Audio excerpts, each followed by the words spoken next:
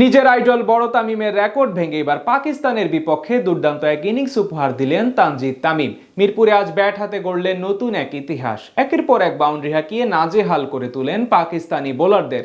তার ব্যাটে ভর করে বিশাল পুঁজি পায় বাংলাদেশ। মিরপুরে তানজিদ তামিমের ইতিহাস গড়ে কত রানে টার্গেট দিল বাংলাদেশ, সেটাই জানবো রিপোর্টে। একমাত্র ছোট টার্গেট হলে এবং ছোট দলের বিপক্ষেই ভালো করেন তানজিদ তামিম। তৃতীয় ম্যাচে মাঠে নামার আগে এমন কথাই নিন্দুকদের মুখে শোনা গিয়েছিল তাকে নিয়ে। তবে তানজিদ তাদের সবাইকে ভুল প্রমাণ করে জবাব দিলেন আজ ব্যাট হাতে। মিরপুরে আরো একবার বুঝিয়ে দিলেন কতটা প্রতিভাবান এই ব্যাটার। সাথে নিজের বাল্যকালের আইডল তামিম ইকবালের রেকর্ড ভেঙে গড়লেন নতুন এক ইতিহাস। তার সেই দুর্দান্ত ইনিংসে ভর করে মিরপুরে বড় পুঁজি পায় টিম টাইগার্স, যার সুবাদে প্রথম ইনিংস শেষে জয়ের আভাস পাচ্ছে বাংলাদেশ দল। যুব বিশ্বকাপ থেকে তানজিদ তামিমকে নিয়ে বিশাল স্বপ্ন দেশের কোটি ক্রিকেট প্রেমীর। ব্যাট হাতে জাতীয় দলের সুযোগ পাওয়ার পর থেকে অবশ্য সেই আস্থার প্রতিদান বেশ ভালোভাবেই দিয়েছেন তিনি। সাবেক অধিনায়ক তামিম ইকবালের পথ অনুসরণ করে হয়ে উঠেন দলের নিয়মিত সদস্য।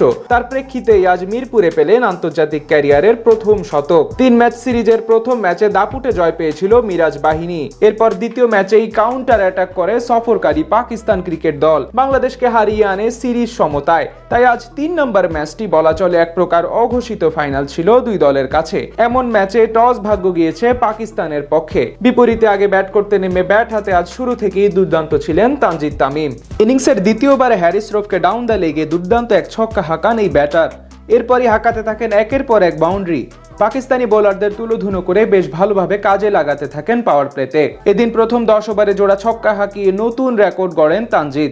ওডিআই ফরম্যাটে বাংলাদেশি ব্যাটারদের মধ্যে পাওয়ার প্লেতে সর্বোচ্চ 6-এর রেকর্ড এতদিন ছিল লিটন কুমার দাসের 16টি। আর 2 নম্বরে ছিলেন সাবেক অধিনায়ক ওপেনার তামিম ইকবাল। 3387 বলে তিনি মেরেছিলেন মোট 15টি ছক্কা। এবার তাদের দুজনকে পেছনে ফেলে নতুন ইতিহাস গড়লেন তানজিদ। টাইগার ব্যাটারদের মধ্যে 50 ওভারের ম্যাচে পাওয়ার প্লেতে সবচেয়ে বেশি 17 ছক্কা মারা ব্যাটার তিনি। এদিন মাত্র 47 বলে হাফ সেঞ্চুরি পূরণ করেন তামিম। এরপর আরো বেশি দায়িত্ব নিয়ে খেলে ধীরে ধীরে এগিয়ে যেতে থাকেন মেইডেন 100-এর দিকে। 33তম ওভারে সালমান আলী আগার বলে দারুণ এক ছক্কা হাঁকিয়ে ক্যারিয়ারের প্রথম আন্তর্জাতিক সেঞ্চুরি পূরণ করেন এই ব্যাটার।